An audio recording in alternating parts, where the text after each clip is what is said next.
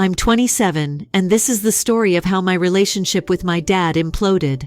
It all started when I was a kid. Growing up, we were close. My parents divorced when I was 8, and I mainly lived with Mom. But weekends with Dad were the best. We'd go hiking, tinker with projects around his house, and he'd always tell me how proud he was of me. That's why what happened later hurt so much. Things started shifting when I was 13. Dad started dating Elaine, who had 2 kids from her previous marriage, Michael and Sarah. Michael was 12, Sarah was 10. At first I was excited, figured I'd have more people to hang out with, but when they moved in, everything changed. Elaine quit her job to focus on Michael and Sarah. Dad, who already worked long hours, had to take on even more overtime to make up for the lost income. This meant he was around less, and when he was home, most of his attention was on Elaine and her kids. I tried to adjust, but it was obvious I wasn't part of their little unit.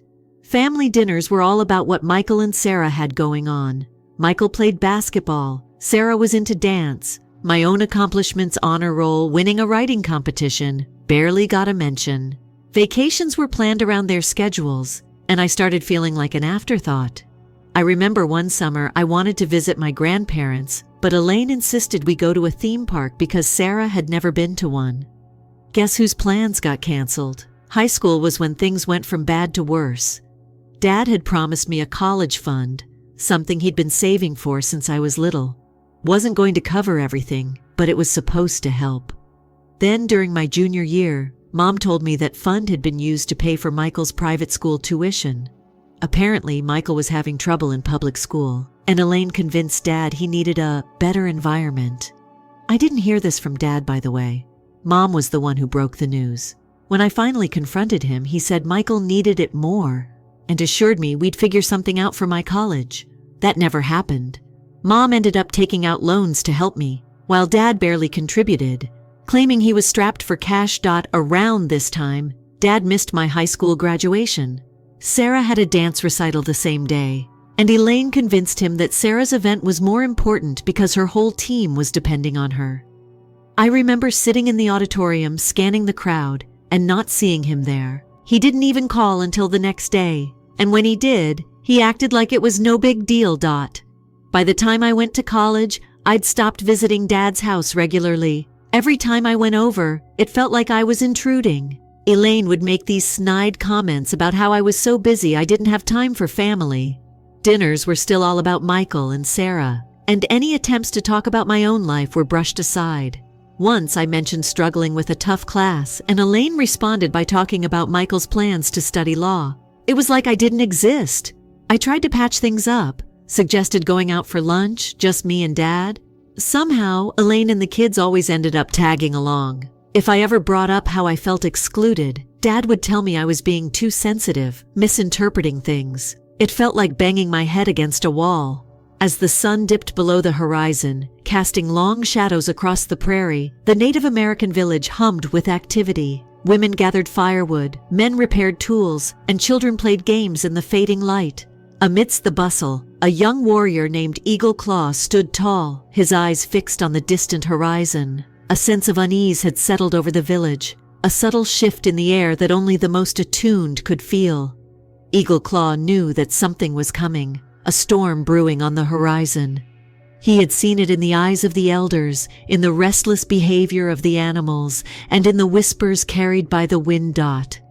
As the night deepened, the sky erupted in a display of thunder and lightning, illuminating the darkened landscape. The villagers huddled together, their voices mingling with the sounds of the storm. Eagle Claw stood apart, his gaze unwavering as he watched the storm unfold. Suddenly, a figure emerged from the darkness, a lone warrior clad in black. He approached the village, his steps silent and swift. The villagers drew their weapons, their fear palpable. Eagle Claw stepped forward, his voice firm and steady. "Who are you, and what do you want?" he demanded. The stranger paused, his eyes scanning the village. "I am Raven," he said, his voice low and guttural. "I have come to warn you of the impending danger." The villagers exchanged glances, unsure of what to believe. Eagle Claw, however, sensed the truth in the stranger's words. He knew that Raven was not a warrior, but a messenger, a bearer of unwelcome tidings. "What danger?" he asked, his voice barely audible above the storm. Raven's eyes narrowed. "The enemy is coming," he said. "They are many and they are fierce. They will sweep across the land like a wildfire, leaving nothing but destruction in their wake." The villagers gasped in horror, their fear growing. Eagleclaw remained silent, his mind racing. He knew that he had to prepare his people for the coming battle, but he also knew that they were outnumbered and outgunned. "What can we do?" asked an elder, his voice trembling. Raven shook his head. "There is nothing you can do to stop them," he said. "But you can fight back, you can resist, you can show them that you are not to be taken lightly." Eagleclaw nodded, his resolve growing. "We will fight," he said, his voice firm and unwavering. "We will fight for our land, for our people, and for our way of life." Raven smiled, his eyes filled with admiration. "Then I will leave you to prepare," he said. "May the spirits be with you." With that, Raven turned and vanished into the darkness, leaving the villagers to face their uncertain future. Eagleclaw knew that the battle would be long and hard, but he also knew that they would not stand alone. The spirits were with them, and so were their ancestors. They would fight for their freedom, their dignity, and their very existence. The resentment built up like a slow burn. It really hit me when I looked back and realized how many promises Dad had broken. He used to tell me I was his priority, but his actions screamed otherwise. Elaine had this way of making it clear I wasn't really part of the family.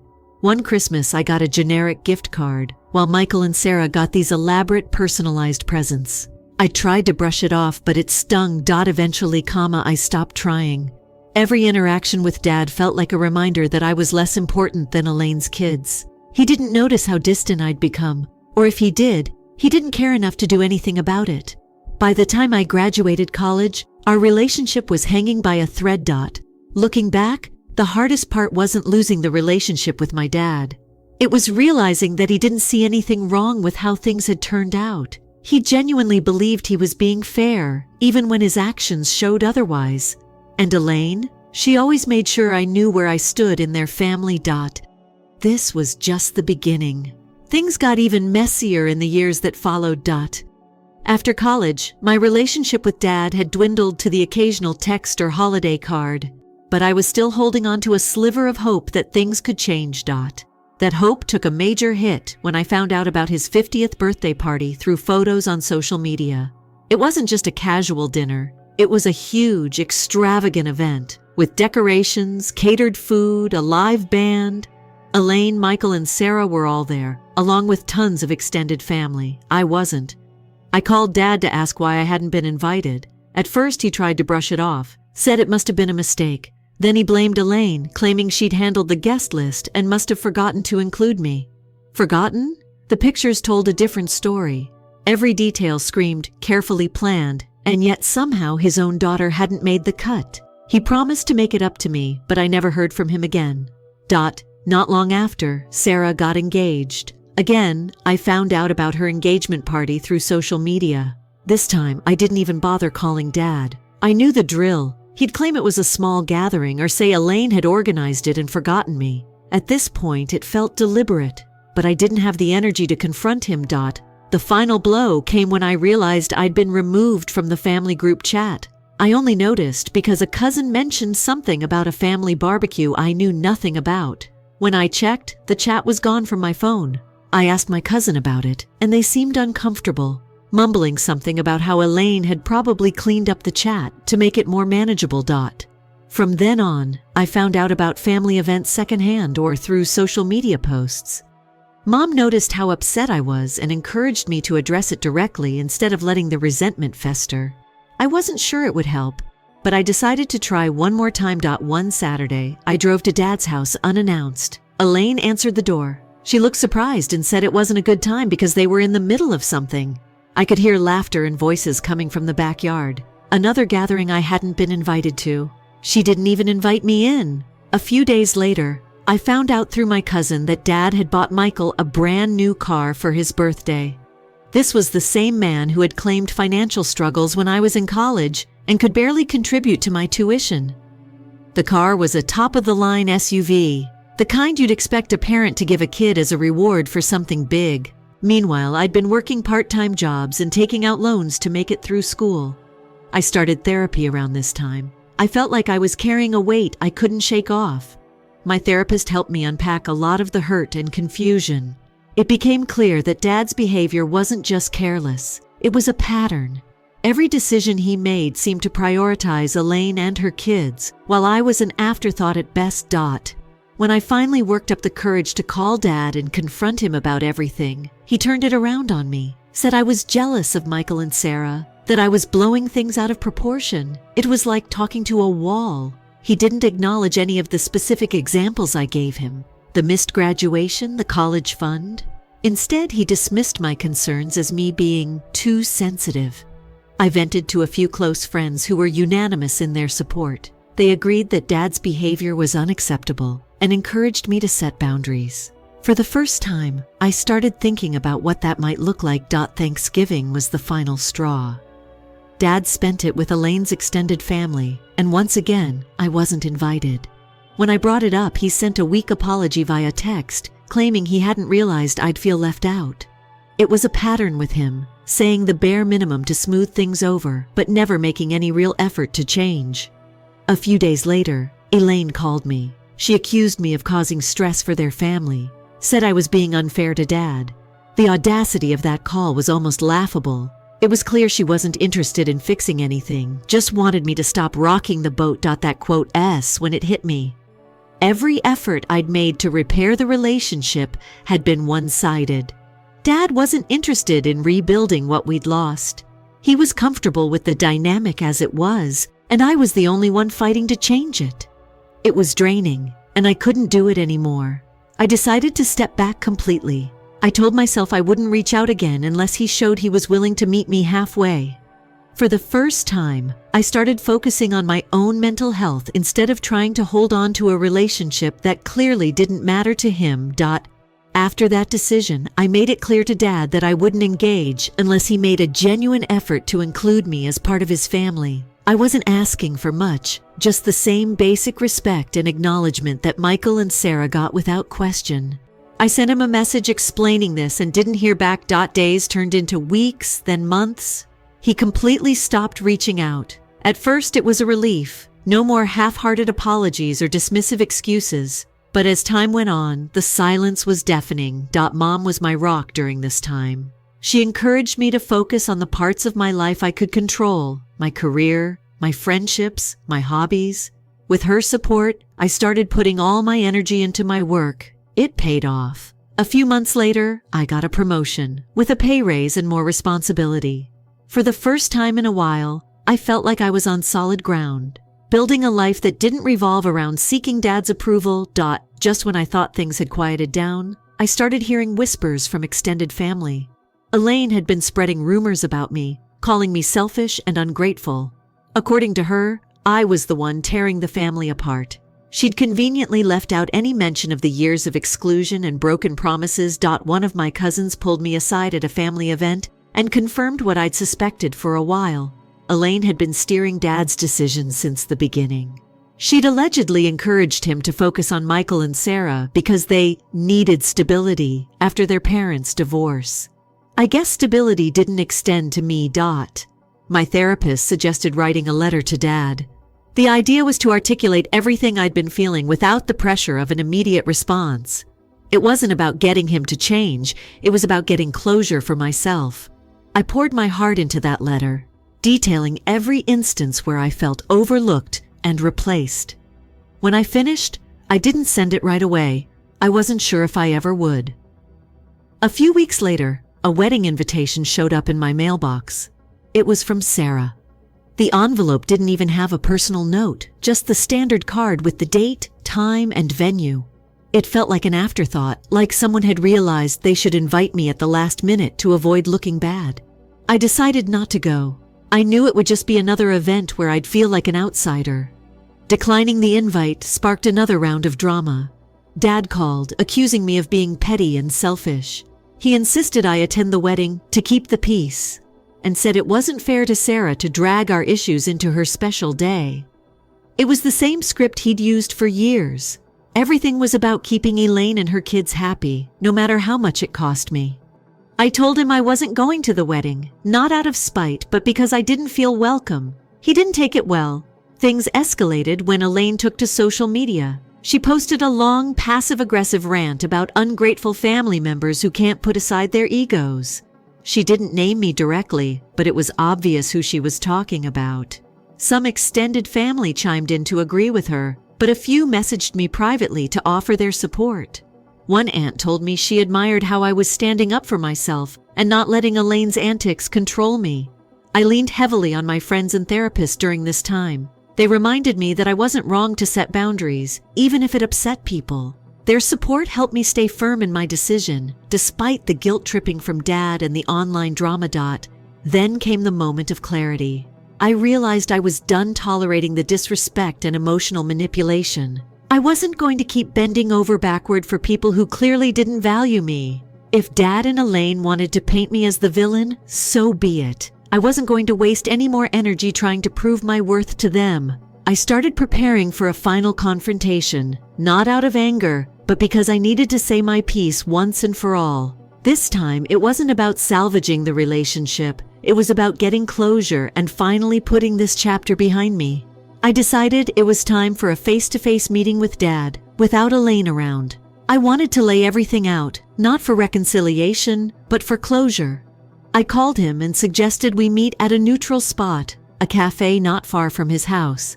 He agreed, although I could tell he wasn't thrilled about it. When we met, I didn't waste any time.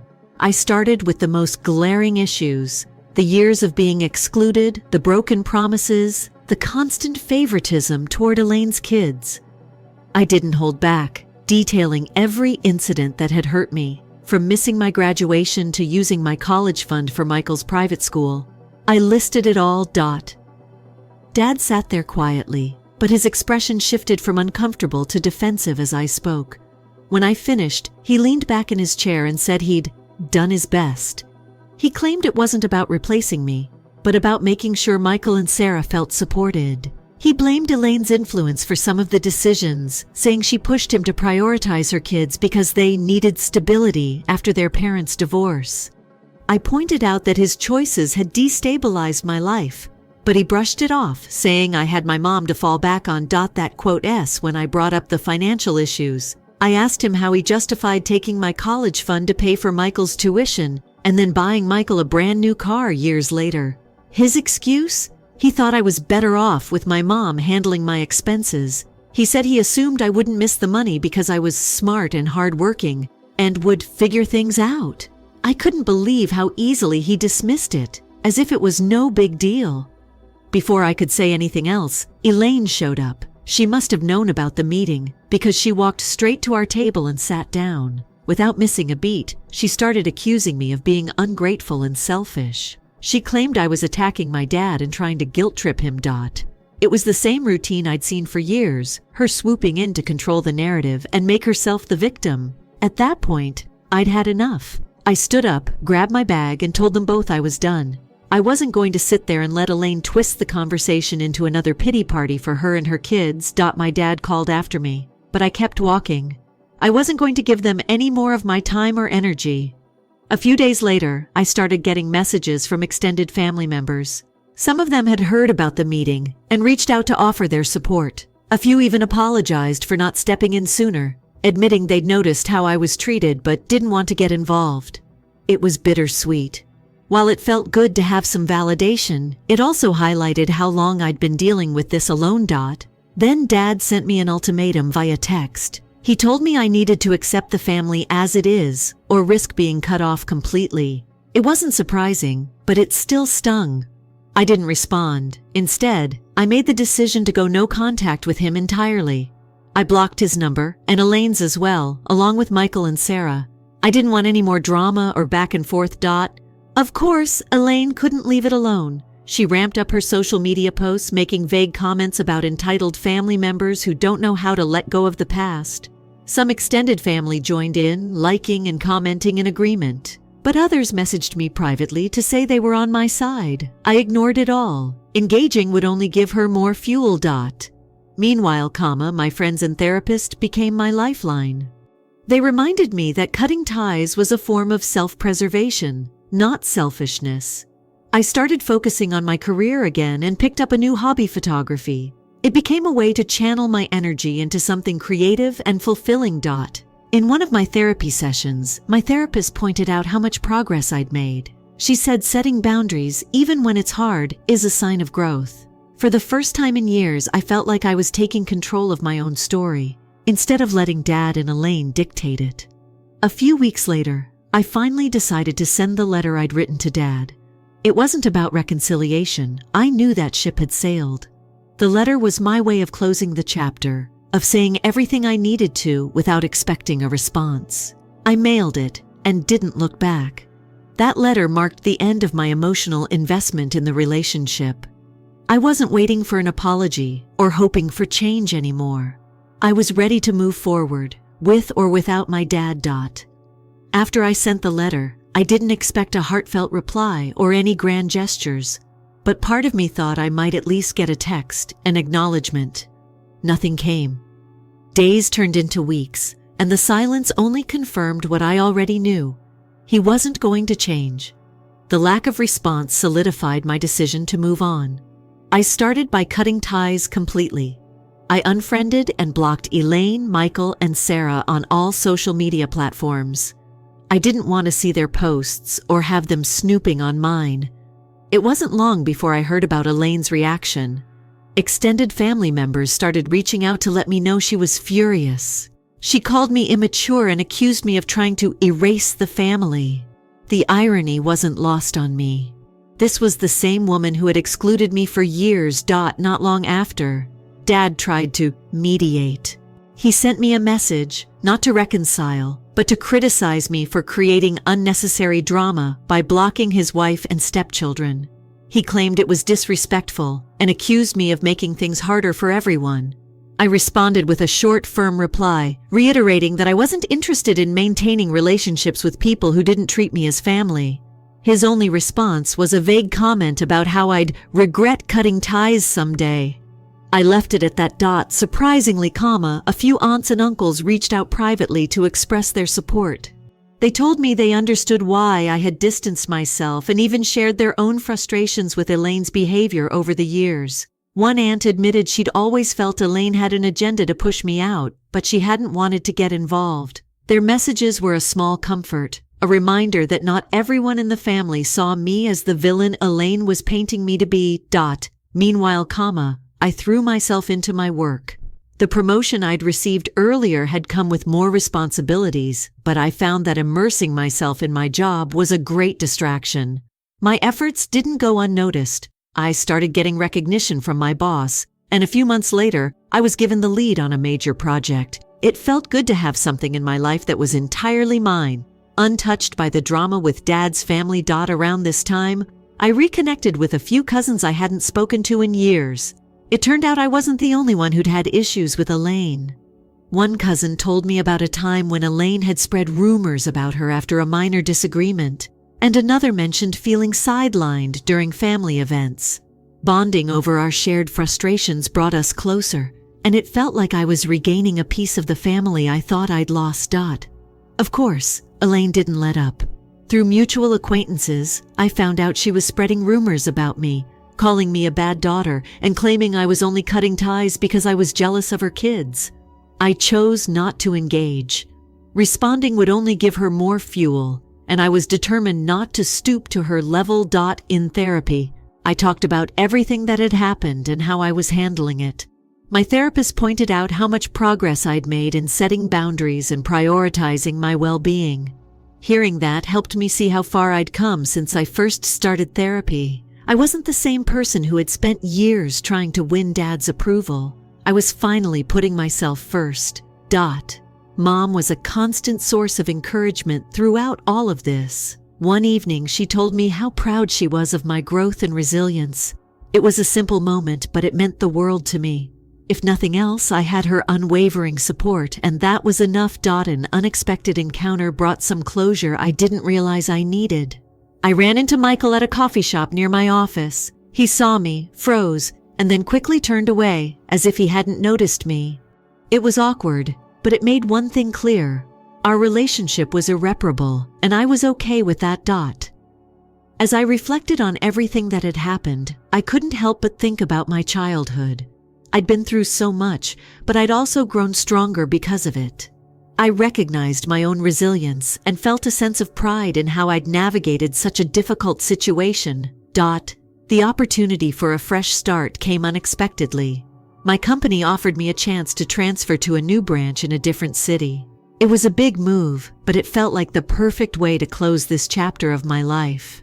I accepted the offer and began preparing for the next phase of my journey. This wasn't the ending I'd imagined when I was younger, but it was the one I needed. For the first time in years, I felt free. Moving to a new city was exactly the reset I needed. My first few weeks were filled with unpacking, exploring the neighborhood, and settling into my new routine. It was refreshing to be in a place where no one knew my story, where I could just be myself without the weight of my family's drama hanging over me. I started attending networking events through work and even joined a rock climbing group on a whim. I wasn't great at it, but learning something new gave me a sense of accomplishment. The group was welcoming, and before long, I was making friends who shared my love for adventure and personal growth. Each climb felt symbolic, like I was leaving my past behind one foothold at a time. A few months in, Dad broke the silence. He sent me a long email that caught me off guard. The tone was apologetic, but as I read through it, I noticed how much of it was focused on justifying his actions. He wrote about how hard it was to balance two families, how he thought I'd understand, and how he'd always tried his best. He acknowledged a few mistakes but framed them as necessary sacrifices for the greater good of his new family. It didn't sit right with me. The email felt less like an apology and more like an attempt to ease his own guilt. There was no real accountability, no acknowledgement of the damage his choices had caused. After reading it twice, I decided not to reply. Engaging would only reopen wounds I was working hard to heal. I left the email unanswered and moved on. Not long after, Sarah called me out of the blue. Her wedding was approaching, and she wanted me to attend. She framed it as an opportunity to repair the family. The conversation was awkward, especially since we hadn't spoken in years. It felt less like a genuine olive branch and more like an obligation she was trying to fulfill. I politely declined, knowing my presence would only make things uncomfortable for everyone involved. Word of my refusal spread quickly. Julia, predictably, didn't take it well. I heard from a cousin that she was calling me selfish again and blaming me for creating division in the family. It was almost funny at this point. No matter what I did, I was always the villain in her narrative. Instead of letting it get to me, I took it as further confirmation that keeping my distance was the right choice. Meanwhile, things at work were going better than ever. I was put in charge of a major project that ended up being a huge success. At the company's quarterly meeting, I was recognized with an award for my contributions. It was a proud moment, and it reinforced that I was building something meaningful for myself, completely separate from my family drama. Mom flew out to visit me not long after. She'd been my biggest cheerleader throughout this entire ordeal, and having her there to celebrate my successes felt like the ultimate validation. We spent the weekend exploring the city, trying new restaurants, and reminiscing about how far I'd come. She reminded me that I wasn't just surviving, I was thriving. During one of my therapy sessions, my therapist suggested that I might not need regular appointments anymore. She pointed out how much progress I'd made in managing my emotions and setting healthy boundaries. It felt like a milestone moment, a sign that I was truly moving forward. I decided to take a break from therapy, knowing I could always return if I needed to. As part of my journey toward closure, I donated an old keepsake from my dad to a local charity. It was a small, sentimental item I'd held onto for years, but letting it go felt symbolic, like I was releasing the last bit of emotional baggage tied to our relationship. It was freeing in a way I hadn't expected. An unexpected message came from one of Elaine's extended family members. They apologized for not supporting me sooner and shared that many people in the family had seen through Elaine's manipulation for years.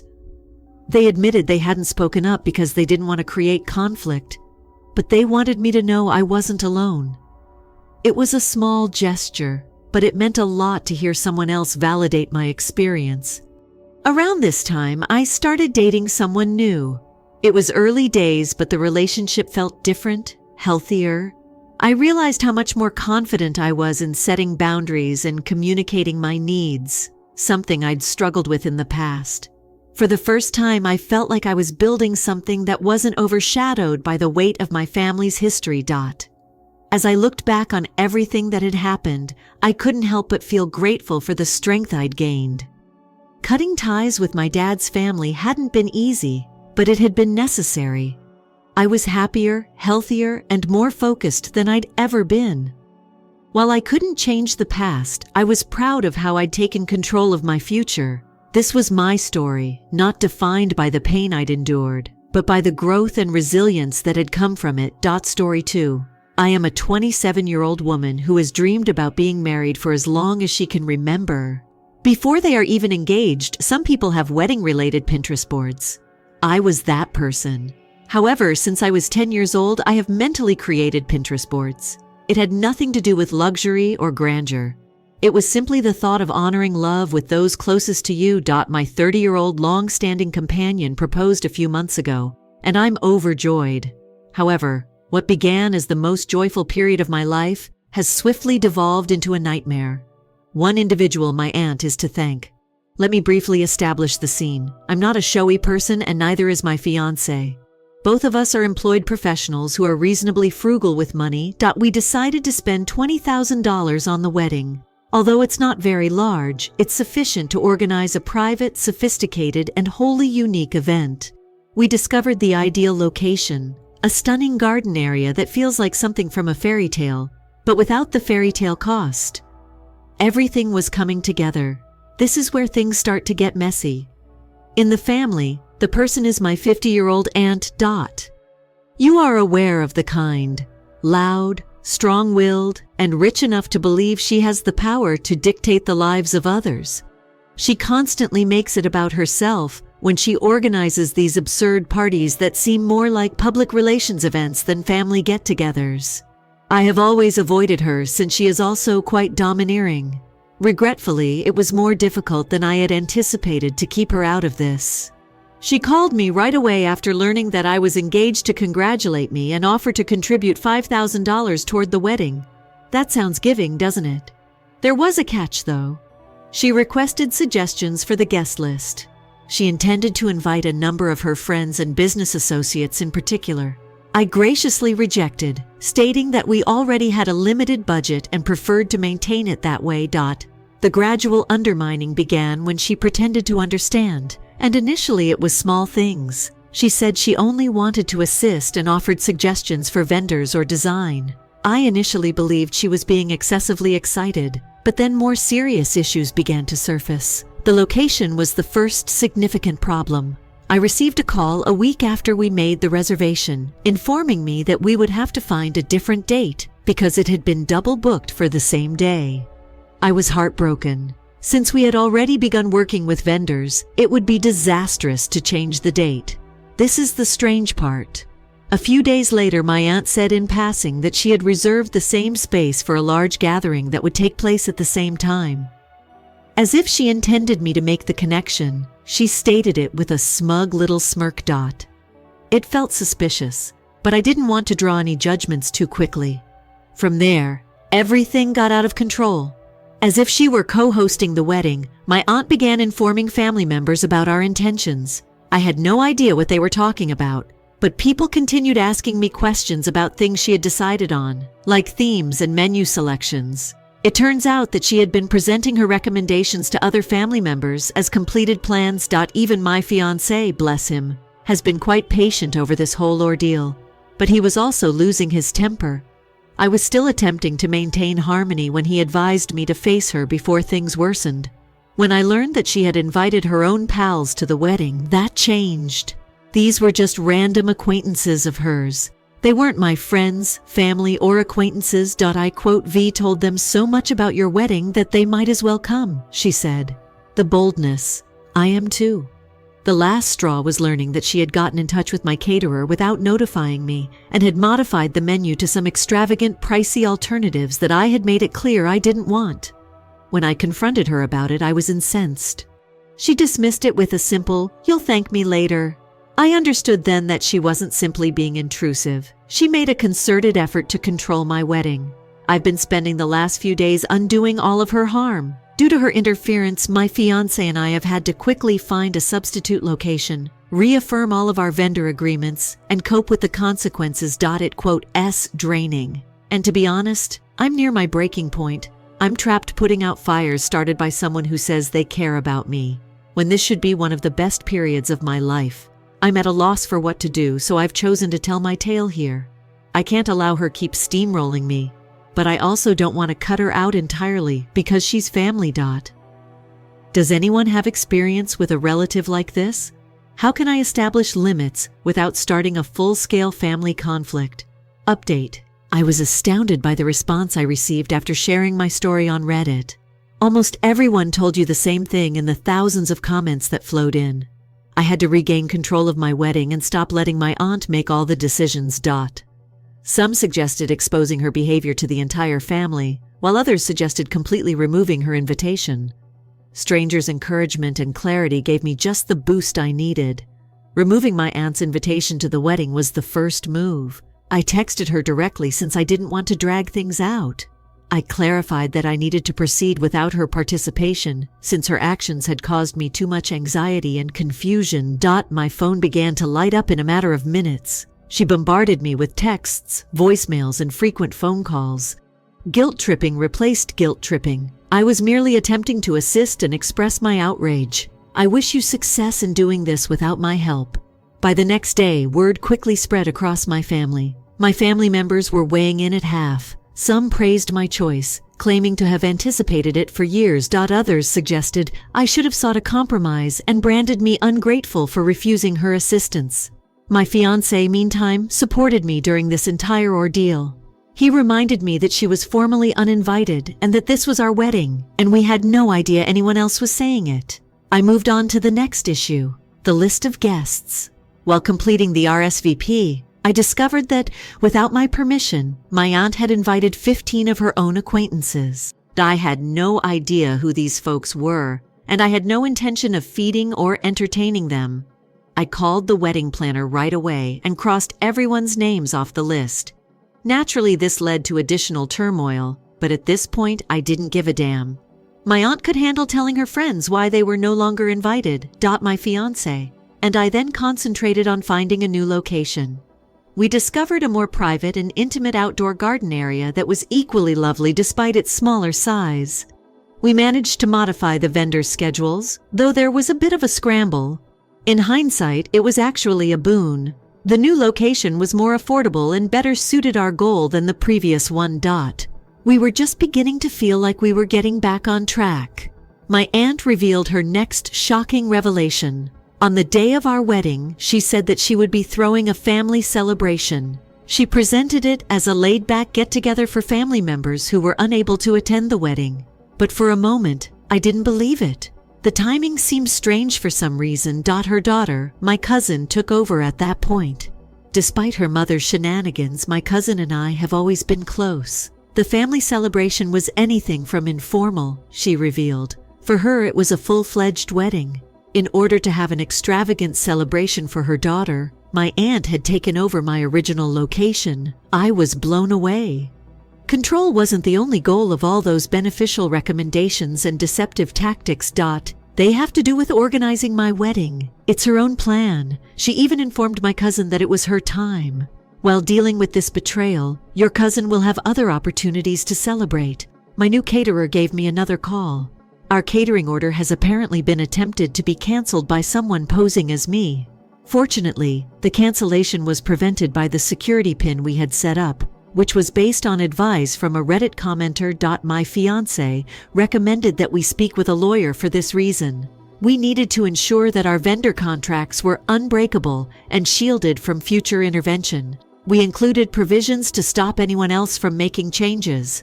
My cousin kept updating me on her mother's plans while all of this was going on. I became more and more upset as I learnt more.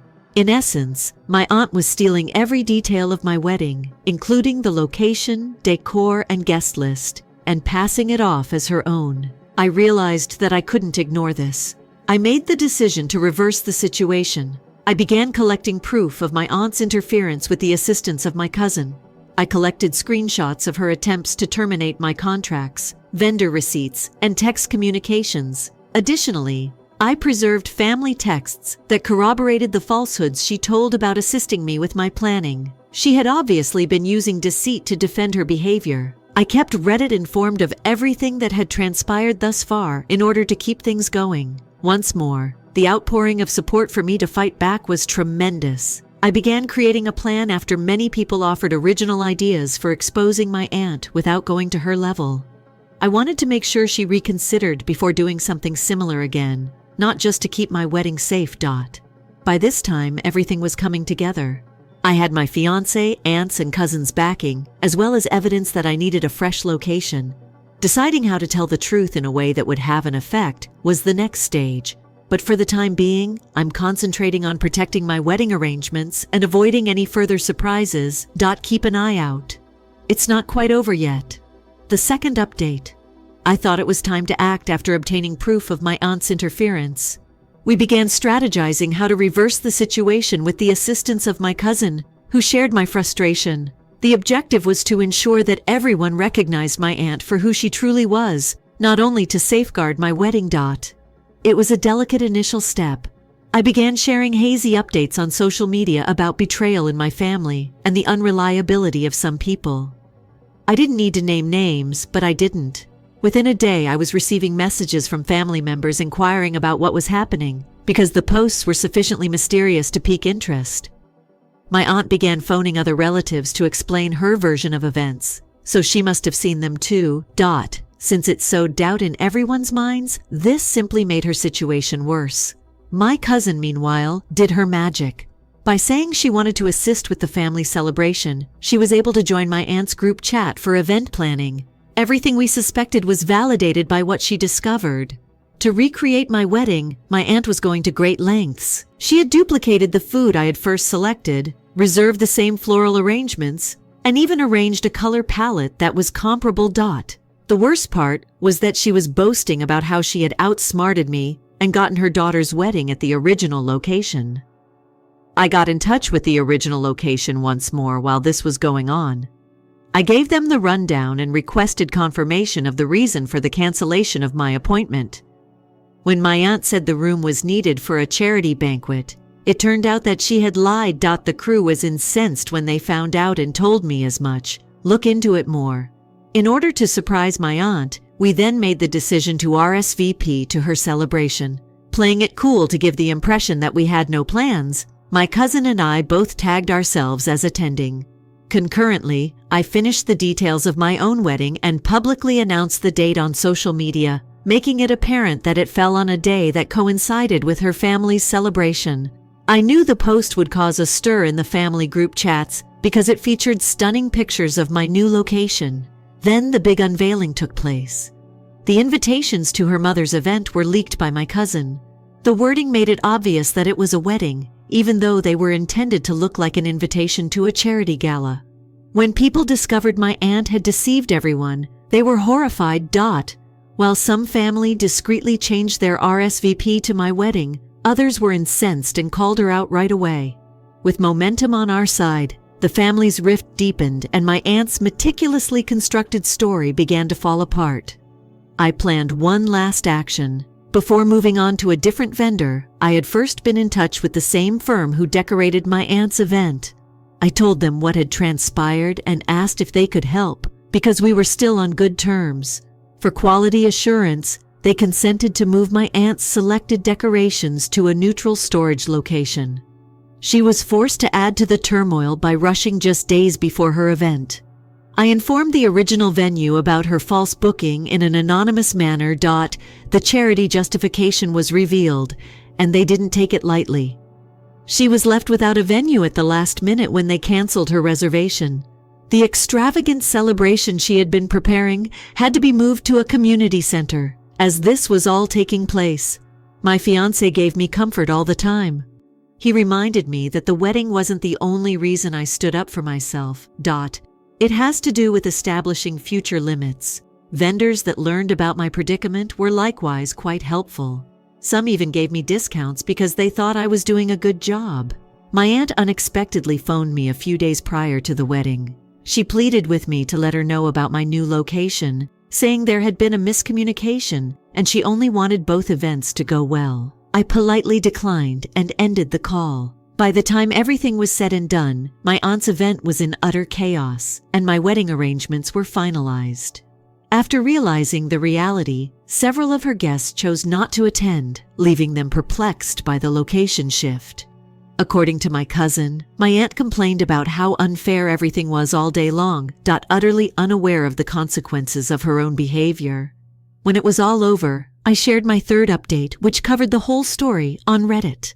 The post swiftly gained popularity when readers were ecstatic to learn of my aunt's demise.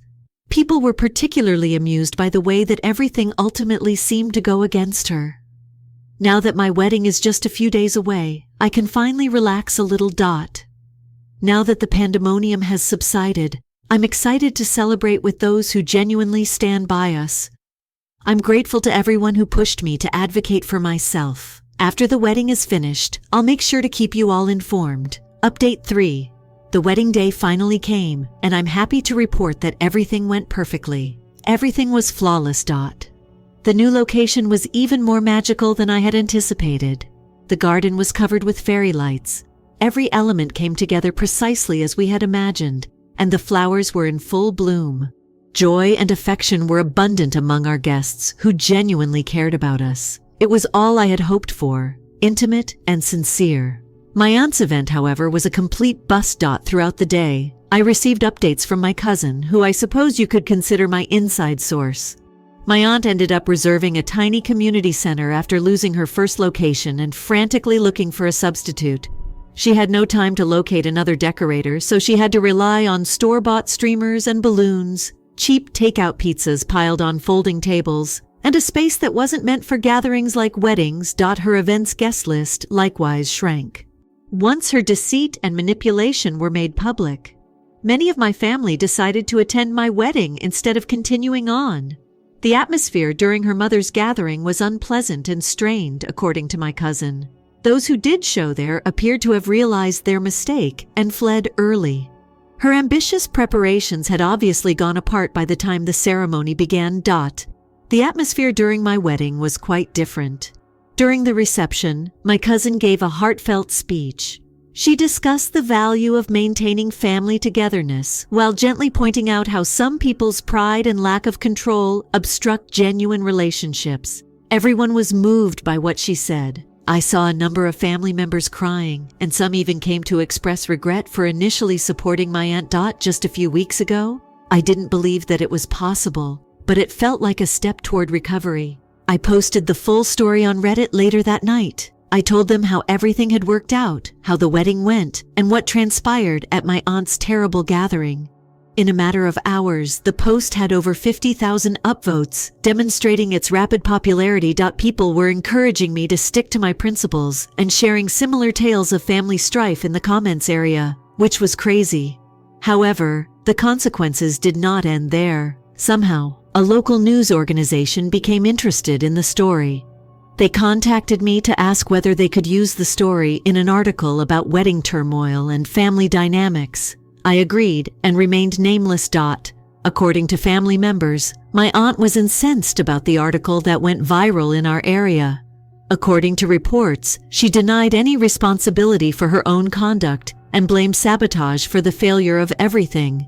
My aunt didn't let things end gently, as was to be anticipated. I was notified a week following the wedding that she was threatening to sue me. What did she say? Emotional discomfort and defamation. My attorney promptly brushed it off as unfounded. She had no supporting proof, and to be honest, it appeared to be a last-ditch effort to retake some control. She dropped it nearly as fast as she had begun. Positively, many broken family ties appeared to be repaired by the wedding drama. Numerous family members who had previously supported my aunt apologized. They expressed sorry for disbelieving me and acknowledged that they were unaware of the full scope of her influence. Even while I doubt that things will ever fully return to normal, it's comforting to know that the majority of the family is now in agreement. My fiancé and I departed for our honeymoon once everything had calmed down. A week in Bali of pure joy. After all the chaos, it was just what we needed to unwind. For the first time in months, we enjoyed each other's company while exploring beaches and indulging in delicious meals. We were able to ponder on all that transpired without having to worry about weddings, family conflicts, or anything else stressful. My relationship with my husband has been considerably stronger as a result of this experience. He reminded me of what was truly important and supported me through every step. I also learned a valuable lesson about limits from it. Family does not give someone the authority to take charge of your life or destroy your happiness. Regarding my aunt, she has been blocked on all platforms. I have severed all communication with her and her immediate family, and I intend to do so going forward. No matter how close they are supposed to be, life is too short to put up with toxic individuals. Before I end this chapter, I would like to express my gratitude to all of my Reddit supporters. During one of the most trying times in my life, the support, guidance, and even the amusing remarks helped me stay sane. This community has taught me so much, and I hope my story may be helpful to others who may be experiencing a similar situation. I quote, "I'll be avoiding people who try to cause trouble at family gatherings in response to those who inquired about my future plans. My spouse and I are making a new beginning and are committed to creating a tranquil and loving existence.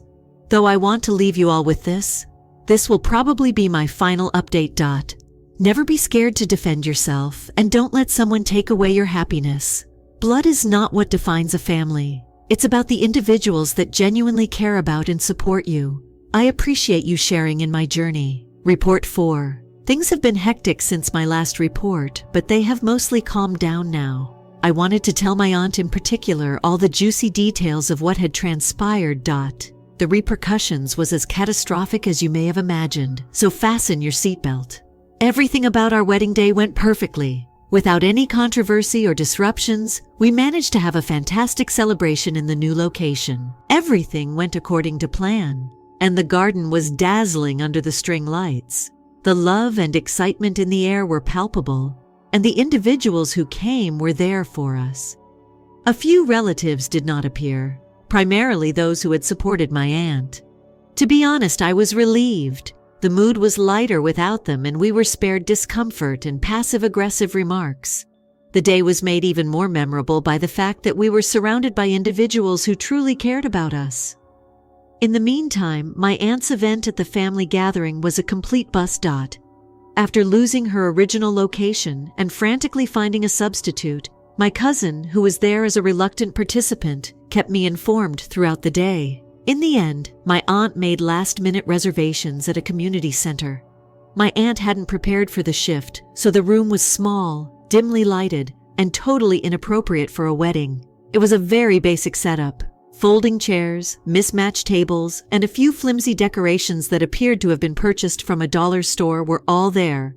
Guests were served takeout pizza straight from the boxes because she was unable to find a substitute caterer in time. The cake was a sheet cake that was hurriedly picked up at the store that morning. It was a far cry from the sophisticated event she had imagined. As if it weren't awful enough, she hired a florist to reproduce the arrangements I'd initially designed, but one of her main suppliers refused to deliver. She hadn't paid the deposit, it turned out. Her large floral centerpiece idea is so totally lacking. Those who arrived anticipating a lavish occasion were clearly not impressed. Some even left early, either to attend my wedding or out of displeasure. According to my relative, there was so much tension that a knife could cut through it. The icing on the cake. In our local neighborhood Facebook group, someone shared pictures of her crazy event, along with a comment about how hard karma hits. Pizza boxes on the tables, the sparse setup, and the mismatched decor were all visible in the photos. The nasty comments followed the post's rapid viral success. The irony was well received by the neighborhood, who knew her from her lavish parties. It goes without saying that my aunt was enraged. My aunt confronted me the day after the wedding. She claimed that I had ruined her daughter's special day by sabotaging her celebration.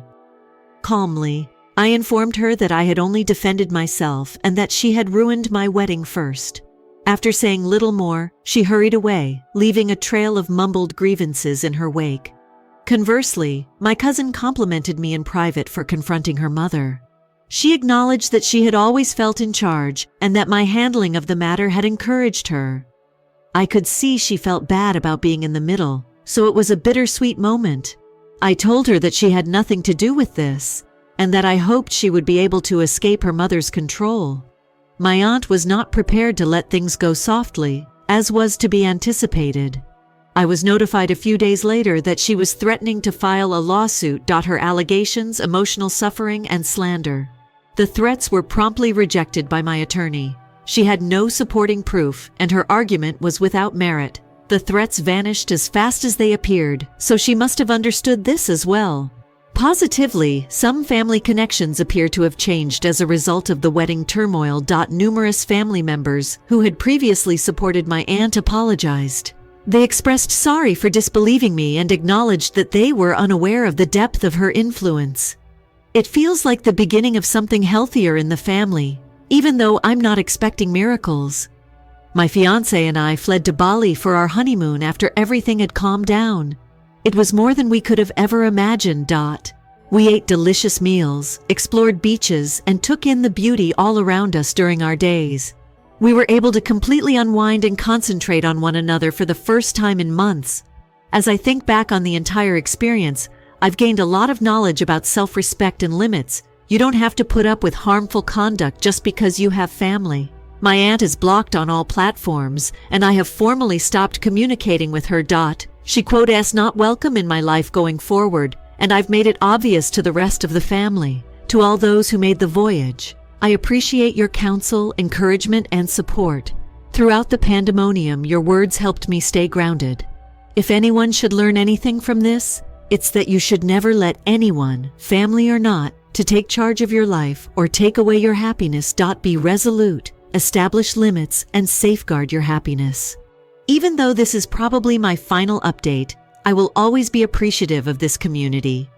Update 5. Since my first post, we've come so far. I'm amazed. I was completely stressed and unsure of how to handle the mayhem my aunt had created when I began telling this story. Now that everything seems to be coming together at last, I'm eager to give you all a thorough update on the situation. The response to my last update, which went viral, was astounding. People from all around the world sent me notes. Some offered encouraging comments, while others shared similar tales of family strife. The sheer number of people who could relate to my situation was astounding. Those who informed me that reading about my path inspired them to advocate for themselves in their own life were the most heartwarming responses I received. It quote, "S incredible how supportive a group of strangers can be." For my aunt, the consequences have been severe. Her standing in the family has suffered greatly. Many of her formerly devoted family have since turned their backs on her. Some have even severed all connections, claiming they are no longer able to tolerate her deceptive tactics. According to what I've heard, she's not coping well with the fact that she's become something of a pariah at family get-togethers.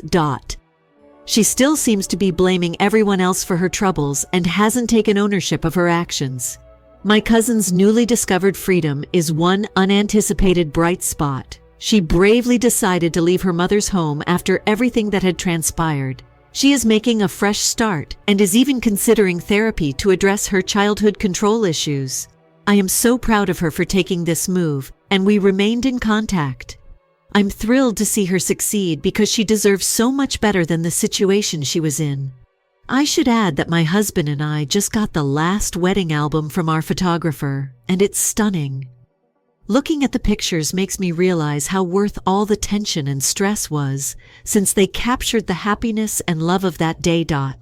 Despite all of the difficulties, it is satisfying to know that we produced something lovely.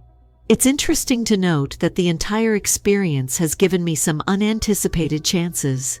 After my tale went viral, a well-known wedding blog contacted me to ask if they could publish it with no identifying information. Naturally, they believed that couples dealing with complex family dynamics would find it relatable. Other chances, such as guest authoring articles about establishing boundaries during wedding planning, resulted from that feature. The idea that something so unpleasant could become a creative outlet and perhaps a tiny side business, is odd. My boundaries are now much stronger, which is another significant shift. I learned from this experience how crucial it is to maintain your ground, especially in uncomfortable situations. Setting boundaries with other family members has been a lot easier for me. No more uninvited advice, guilt trips, or allowing other people to influence my choices. Although it hasn't always been simple, I've made it plain that my life is my own, and it has been immensely liberating. Developing new customs is one of the ways we have chosen to go. My spouse and I have begun to throw yearly celebration meals for the family members who helped us along the way. It's a little approach to express gratitude and promote better family dynamics. Since the first one was so successful, we hope to make it a yearly event.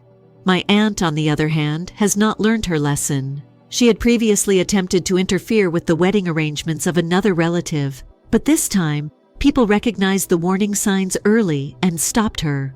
Fortunately, more family members are now aware of her, even though it's obvious she hasn't changed. It appears that her actions have caused others to become more cautious, which is a minor victory in and of itself. My husband's family has been an amazing support system over this entire ordeal. They have shown me nothing but compassion and understanding, and they have embraced me with open arms. I started therapy to ensure that this experience wouldn't permanently cripple me, because I know that their constant support has made all the difference. And I'm so thankful to have them in my life. Processing the residual animosity and learning how to handle future family dynamics without compromising my mental health have been made much easier by it. To anyone facing comparable difficulties, I heartily suggest it. It's revolutionary. Additionally, the Reddit community has been incredible. In order to help those who are struggling with challenging family members, I have remained active and connected with SOBs. Given how much this platform supported me during my personal hardships, it seems good to give back. A last update. We ended up saving a lot of money by changing the location. We've used those savings to help us reach our next major objective, purchasing a home. In many ways, it seems like a new beginning, and we can't wait to create a future together in a place that is entirely ours. To everyone who kept up with this crazy ride, I appreciate your humor, support, and guidance. Kept me centered at one of my most trying periods. If anyone should learn anything from this, it's that you should never allow anyone to take away your happiness or control it. Remain steadfast, establish limits, and if required, don't hesitate to confront poisonous conduct. For our part, we're committed to creating a life that is full of laughter, love, and exciting new experiences. Even though this will probably be my final update, I will always remember the lessons I've learned here. I appreciate you sharing this journey with me and serving as a reminder of the strength of community. Cheers to better times to come. Story 3. Hello, I'm 24 years old and I live with my 22-year-old younger sister Amanda. We moved into their home a few years ago after our parents went away, and we have been sharing expenditures ever since. Managing our relationship while juggling the daily routines of life has been difficult, but we've managed to make it work somehow, or so I believed. I have 2 jobs. In the mornings, one works as a barista, while in the evenings, another serves customers at a restaurant. Maintaining a strict budget is necessary to accomplish my goal of saving money for a professional certification that would help me grow in my work. While Amanda works part-time, she spends as if she had a trust fund. Expensive cosmetics, stylish clothing, and designer luggage. It seems like she has something new all the time. Even if it means taking on a bigger portion of the food for the home because she neglected to contribute, I've learned to refrain from passing judgment. My clothes are personal to me. Fast fashion doesn't appeal to me. Every article of clothes I possess was picked out with care. While some are meaningful presents, others were purchased at a discount after weeks of saving. For instance, my work uniforms are necessary for my profession and are more than simply clothes. I'm happy to have a few rare vintage pieces in my collection, which I've even invested in. There has always been some conflict between Amanda and me over boundaries. She frequently takes items from me without asking. Books, shoes, and makeup. I've overlooked it more times than I can remember, even though it's bothersome. But she's been getting worse lately.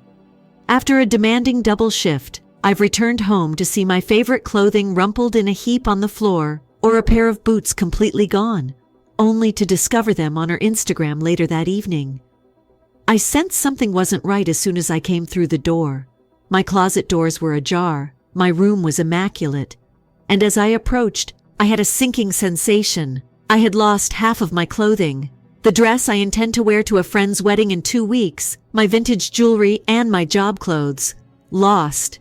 When I confronted Amanda, she was seated in the living room, grinning broadly while looking through her phone. She informed me that she had finally done something nice by giving my things to a local charity, and she appeared totally unconcerned.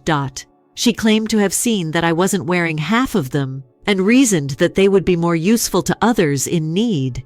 I couldn't believe she hadn't asked. I hadn't even considered making sure I needed those things.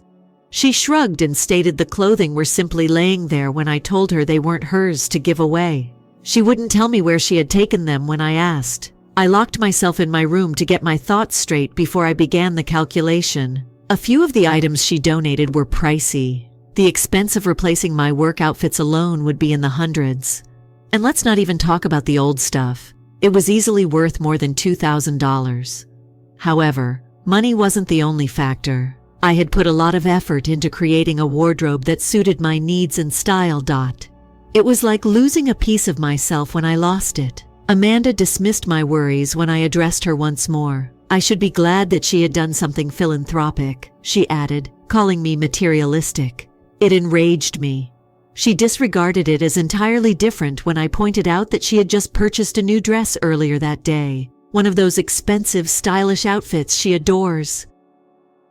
I didn't get any sleep that night. Instead, in an attempt to locate my clothes, I began phoning every local donation organization I could locate. While some locations were beneficial, others had already given out the things, and there was no way to retrieve them. Every phone call eroded my optimism. I was angry and emotionally spent by morning. Amanda seemed unconcerned. She even flaunted her new goods on Instagram as she carried on with her day as if nothing had occurred. I was astounded by the boldness. She hadn't even made an effort to make amends or offer an apology. If anything, she exuded self-confidence, behaving as though she was a hero for clearing out the mess. It dawned on me then. Amanda had to suffer the repercussions herself before she could learn anything from this. She had to know what it was like to lose something you've worked so hard to get and something you cared about. I wasn't sure how, but I made the decision right then and there to stop allowing her to treat me like this. A closed storage box in the corner caught my attention as I sat in my room looking at my somewhat empty closet. It had been storing things I didn't use frequently, but couldn't bring myself to part with for years. I had a flash of inspiration at that very time, a plan to reverse the situation and show Amanda how seriously she had gone wrong. In hindsight, this marked the start of a sea change in my relationship with Amanda. I was unaware at the time, but what began as betrayal and frustration would quickly kick off a series of events I could never have foreseen. Additionally, Update 1. I knew precisely where to begin as soon as I made the decision to discipline Amanda. I entered her room and started painstakingly cataloging every item of clothes in her closet while she was out with her friends.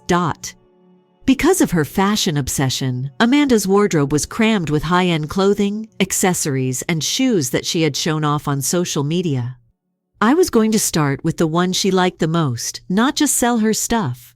I started by listing her collection of luxury handbags. After months of saving money to purchase those bags, she neglected them in favor of her latest fashion fad.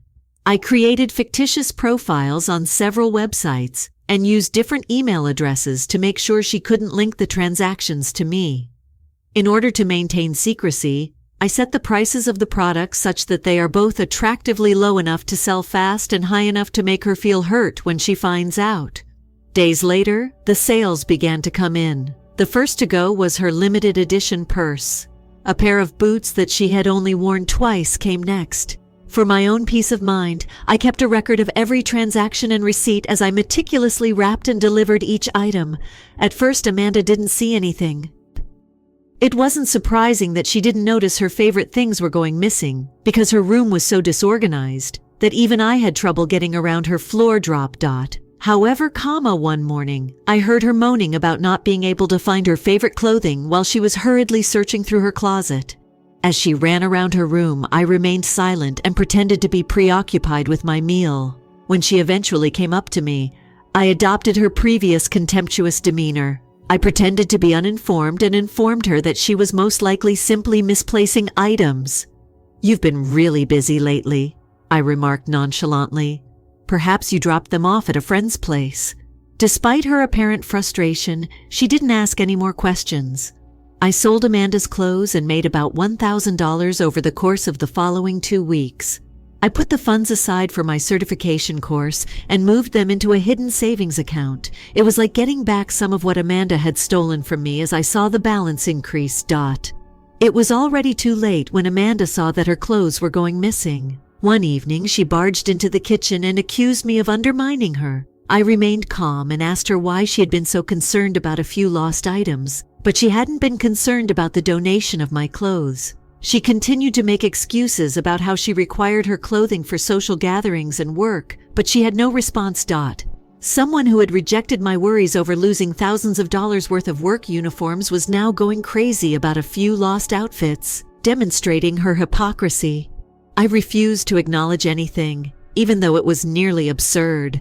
Amanda made the decision to phone our extended relatives in order to escalate the issue. Telling everyone that I was wrecking her life out of spite, she portrayed herself as the victim. The family was split apart.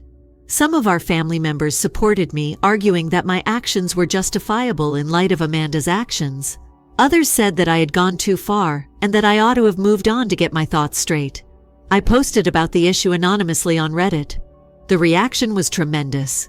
I received hundreds of responses that supported my conduct and urged me to maintain my position. I gained the insight I needed to continue after hearing other people's experiences dealing with entitled family members. Amanda, meanwhile, was in full-blown panic mode. In an attempt to locate her missing clothing, she began phoning donation locations. She found nothing, of course. She was obviously feeling the effects of the tension by the time she realized her efforts were in vain. Her Instagram posts decreased in frequency, and she began to miss her part-time shifts. No more pictures of her favorite businesses or outfits of the day. It was clear that she was recycling old clothing when she posted, something she used to criticize others for. Her pals, who had always been in her fashionable social circle, also appeared to take note. They gradually ceased leaving comments on her articles, and Amanda started to distance herself from the past. It was somehow wonderful to watch her face the repercussions of her actions. However, I knew this was not the end. I could tell Amanda was preparing her next move since she wasn't the kind to back down lightly. Nevertheless, I was not going to give the money back or admit my guilt. There were repercussions for her conduct, and this was the only way I could help her recognize that. Knowing that the next encounter was imminent, I kept one step ahead for the time being. Amanda wasn't going to let things go in the second update. It was to be anticipated. She changed her strategy after pouting and searching donation centers for her missing clothes for days. She threatened to sell what was left of my possessions when she approached me in the hallway one evening. She pretended to be challenging me to stop her by glancing at my work laptop and other things I kept visible. I didn't hold out for her to do it. After work the next day, I went to a hardware shop and got a sturdy lock for my bedroom door. I installed it as soon as I came home, verifying that it was secure by checking the screws twice. I placed my valuables, devices, critical papers, and even some of my last clothes in a lockable storage container. I kept it in my room's corner. Amanda was clearly frustrated. She angrily complained that I was being foolish as she attempted to jiggle the new lock. When she understood that I would not participate, she slammed her door and stomped away.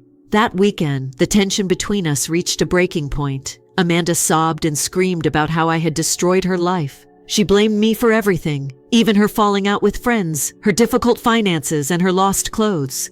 She vented to anybody who would listen for hours on the phone, but it didn't seem like she got the sympathy she was hoping for. Once enthusiastic about her every Instagram post, her pals were suddenly avoiding her. Amanda became less of a mainstay in her social group as a result of her incapacity to maintain her typically stylish persona. She claimed she couldn't stand seeing her coworkers in her dull, repurposed clothes, so she started skipping work shifts. Before time, our extended family became interested. Amanda demanded that we hold a family meeting in order to address the poisonous atmosphere in the home. Curious to see how she would spend the narrative, I consented to go. The gathering, which took place at our aunt's house, swiftly turned chaotic. Amanda played the victim, emphasizing how I had sold her clothes out of retaliation. When I brought it up, she deliberately omitted the bit about how she gave away my clothes without asking. She sidestepped the question by claiming that because she had done it for charity, it was quite different. There was a flurry of accusations and shouted voices. Amanda doubled down instead of offering an apology or even acknowledging what she had done. While some family members supported her, claiming that I had gone too far, others stood up for me, claiming that Amanda had been the first to cross the line. We exited the conference in worse shape than when we started since no resolution had been achieved. In the weeks that followed, Amanda's financial difficulties were increasingly evident as her part-time salary was depleted and she was unable to buy new clothes. She began taking clothing from her pals. They first complied, but as Amanda's reputation for being entitled increased, the offers stopped coming in. One evening, she came home dressed in an obviously ill-fitting garment. She was trying desperately to recover control, and her shame was visible on her face. Amanda threatened to take legal action. She asked that I return the money I had earned from selling her things, claiming she may prosecute me for theft. The threat didn't seem real to me. I meticulously documented every transaction in case the matter got traction online, and she had no proof to support her accusations. Thousands of people responded to my subsequent Reddit update with suggestions and encouragement. While some advised me to set more stringent limits going ahead, others urged me to maintain my composure and avoid allowing guilt to influence my decisions. Their statements strengthened my determination. Meanwhile, Amanda attempted a different strategy. She began to mention her parents, claiming they would be unhappy with my treatment of her. Despite being a low blow, it didn't have the impact she had planned. I was certain that our parents would have wanted us to respect one another's limits, something Amanda had not done from the beginning. During this time, I was surprised to receive a message from a distant cousin. After learning about the drama, she volunteered to support Amanda, even going so far as to say she could assist if she decided to take legal action. Her reply served as a reminder that Amanda's story had not convinced every member of the family. Amanda attempted asking more individuals for assistance as her desperation increased, but she was turned down. Burning so many bridges made it difficult to borrow clothing, cash, or sympathy. I refused to back down in the face of mounting anxiety. There was no way to apologize or return the money. Not when Amanda had not shown regret for her actions. Every action I had done was a premeditated reaction to her total disrespect for my personal space. Clothes were no longer the only issue. It was about defending myself and letting Amanda know that no matter how much pressure she attempted to put on me, her actions had repercussions. I refused to let her get away with it. Even though there was still a lot of repercussions, I was prepared for whatever happened next. Update 3. Shortly after her family meeting and threats didn't work out, Amanda reached her lowest point, lacking the funds to replenish her typical resources and clothes. Weary, she began attending events and hand-me-downs that were ill-fitting and mismatched. She was no longer able to borrow from friends. Her demands were graciously turned down or ignored. Her social media sites, which were previously flooded with pictures of stylish outfits, were unusually silent. There weren't many comments when she did post. It was obvious that her friends no longer cared as much about her life as they once did. At this point, I made the decision to make good use of the money I had made from selling her clothes. I paid the full cost of the professional certification course by enrolling in it with the money I had been saving. It was a little but gratifying triumph. I didn't show it off or tell Amanda about it. Knowing that the money had been recovered in a meaningful way, I just moved on to the next phase of my career. But Amanda wasn't done making a scene. She claimed that I had abused her and destroyed her life in a lengthy emotional tirade that she posted on social media one evening. She presented herself as a victim, saying that I had abandoned her and turned her into a laughing figure among her friends. Her pals took notice of the message, But it didn't take long for others to piece together the whole narrative. Some of Amanda's friends who had previously supported her started leaving comments with their own thoughts once screenshots of my earlier Reddit posts started making the rounds. When they discovered what she had done to my clothing, some even unfollowed her. The reaction was quick. People criticized her for her conceit and asked how she could blame someone after causing the whole issue.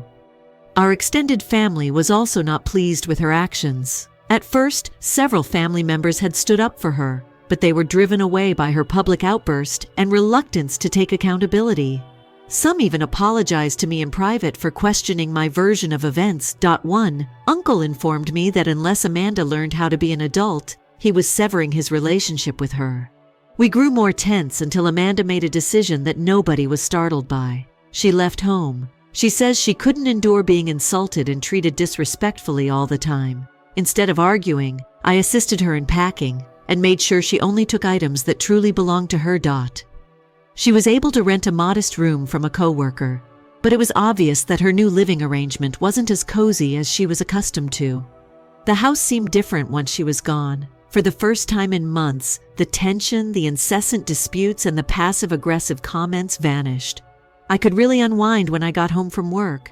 I reclaimed the area by thoroughly cleaning and arranging it over the course of the following few weeks.